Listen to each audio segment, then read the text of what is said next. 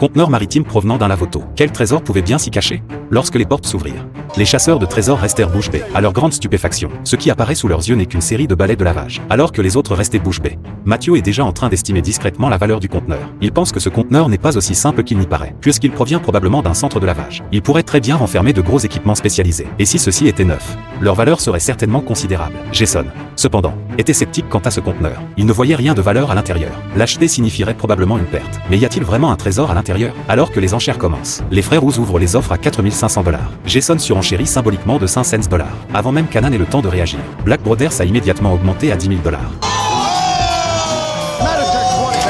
Contre toute attente, Matthew, déterminé à remporter le conteneur, porte l'offre à 20 000 $. Mais les frères noirs ont ajouté 3 000 $ de plus. Matthew est resté imperturbable. Le prix atteint rapidement 30 000 $. Face à ce chiffre, Jason s'est rapidement retiré de l'enchère. Finalement, Matthew remporte le droit d'achat pour 30 500 $. Les frères noirs pensent que c'est stupide, et qu'il était tout à fait irréaliste d'espérer en tirer de l'argent. Pourtant, Matthew reste convaincu que le conteneur recèle un trésor.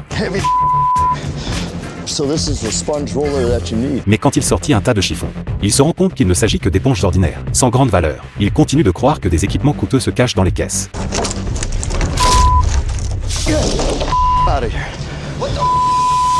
Mais en ouvrant l'une d'elles, il découvre simplement un fauteuil massant basique. C'est alors seulement que Matthew comprit que quelque chose clochait. Il retourne fouiller dans le conteneur, et finit par trouver un système de contrôle, qui semble encore fonctionnel, et pourrait valoir quelques milliers de dollars. Il déniche ensuite toute une série d'accessoires de lavage, mais il s'agissait clairement de produits bon marché. La plupart étant des chiffons rachetés en gros, d'une valeur maximale de 1000 $.